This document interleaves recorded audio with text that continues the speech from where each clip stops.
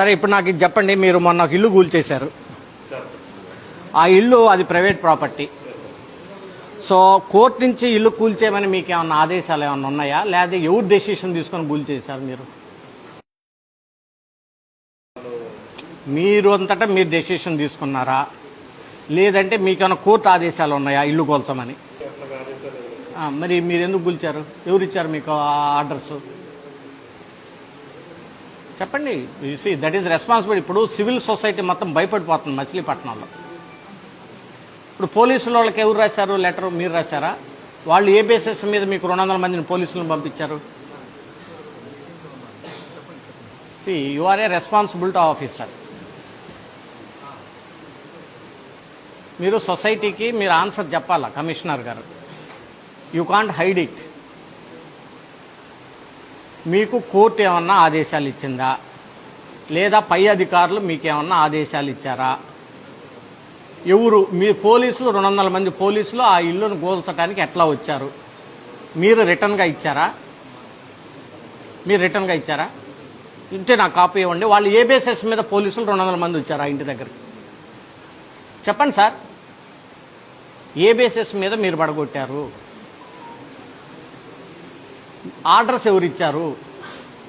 చెప్పాలి మీరు.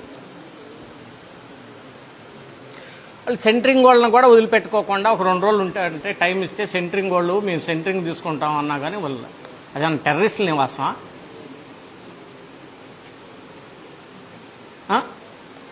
ఏమన్నా నక్సలైట్లు ఉంటున్నారా, టెర్రరిస్టులు ఉంటున్నారా ఇల్లు?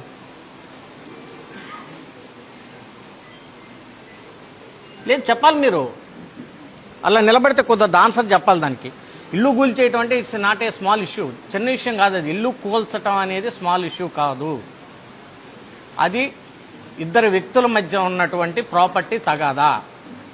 అది మీ మున్సిపాలిటీ ఆస్తి కాదు, అది ప్రభుత్వ ఆస్తి కాదు. మీరు ఎందుకు ఇల్లు కూల్చారు చెప్పండి నాకు.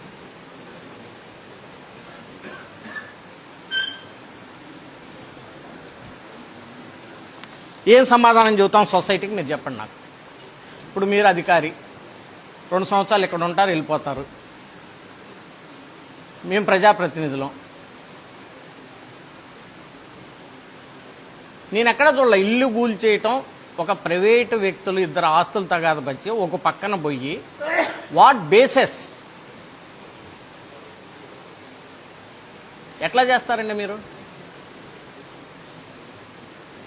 వాళ్ళు లేడీస్ కాళ్ళ మీద పడి ఏళ్ల మీద పడి బతిలాడుతూ ఉంటుంటే మిమ్మల్ని అందరినీ పోలీసులందరినీ పక్కకి నెట్టేసి ప్రైవేట్ ఆస్తిని కూల్చాల్సినటువంటి అవసరం మీకేముందండి? ఎట్లా కూల్చారని చెప్పమంటున్నా నేను అనేది. మీరు ఏదన్నా ఒక పని చేయాలి అంటే ఏదో ఒకటి మీకు ఉండాలి కదా, అధికారం ఉండాలి కదా. ఏ అధికారంతో మీరు కూల్చారు ఆ ఇల్లుని? మీకు ఉన్నటువంటి అధికారం ఏంటో నాకు ఇవ్వండి, లేదా మీకు వచ్చిన ఆర్డర్ ఏంటంటే ఇవ్వండి.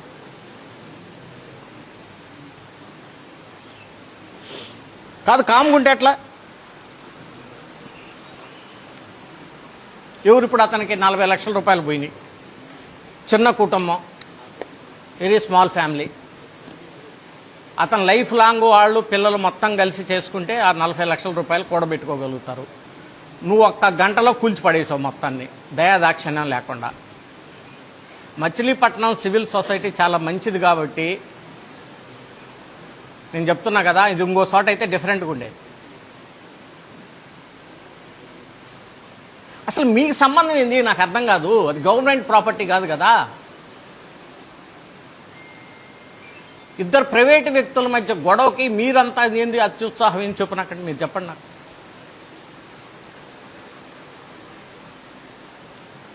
ఎందుకు చేశారు మీరు? తప్పు ఎందుకు చేశారు ఒక ఆఫీసర్గా? మీకు అసలు పోలీస్ ఫోర్స్ ఎట్ ఇచ్చారండి?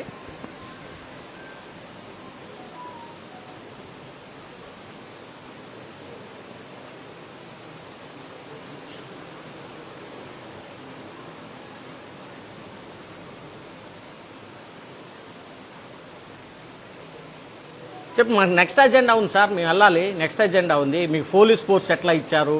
మీరు మీకున్నటువంటి ఏ అధికారంతో మీరు ఆ ఇల్లు కూల్చారు? ఎవరిచ్చారు మీకు అధికారం? రిటర్న్గా ఇచ్చిందా?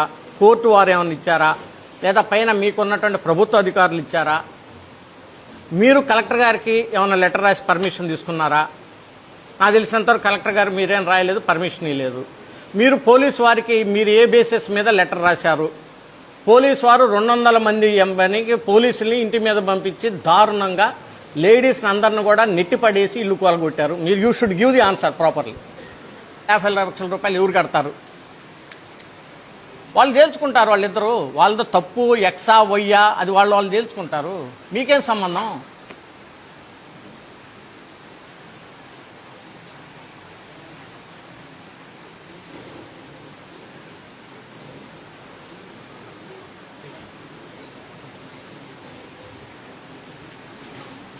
చెప్పండి కమిషనర్ గారు.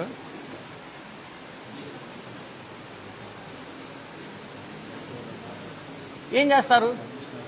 అదండి, ఇప్పుడు ఎవరు కడతారు? 40-50 లక్షలు ఆయన వాళ్ళ కొడుకు పెళ్లి చేసుకోవాలని ఇల్లు కట్టుకుంటున్నాడు. భయభ్రాంతులు అయిపోయారు మొత్తం.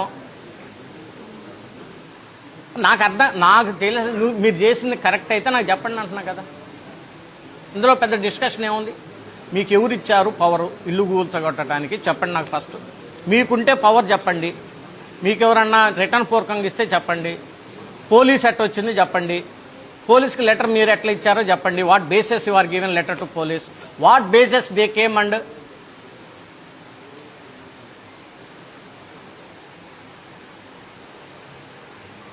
ఎవరు? ఏం జరుగుతుంది అసలు ఇక్కడ?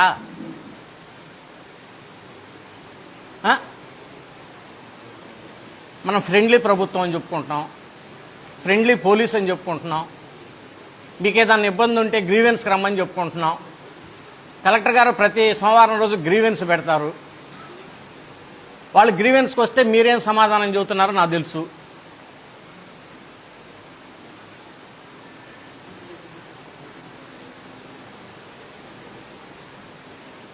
ఇప్పుడు మీరే ఉన్నారు.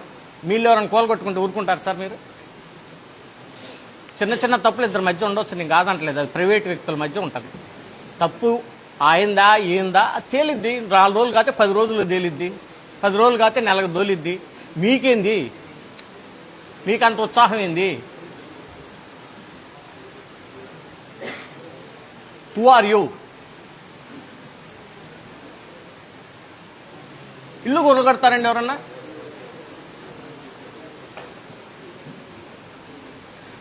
తేల్చండి కలెక్టర్ గారు. అది మరి ఏం తెలుస్తాం మీరు తేల్చండి. ఆయన చోట్ల సమాధానం. I'm not at all happy. నేను చెప్తున్నా కదా, ఇట్లాంటి పగోడుకు కూడా జరగకూడదు. I'm telling you. పగోడుకు కూడా పెద్దలు ఏదో చెప్తారు కదా, ఏదో పెద్ద క్యాన్సర్ వ్యాధులు వస్తే మన పగోడుకు కూడా రాకూడదు కదా అంటారు కదా. సేమ్ థింగ్, మన పగోడుకు కూడా జరగకూడదు ఇలాంటిది. ఎలా కొడతారండి నాకు అర్థం కాదు.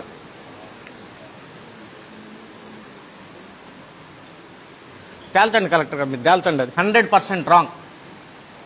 You don't have any legal right, you don't have any ethical right, you don't have any administration right, you don't have any right, I am telling.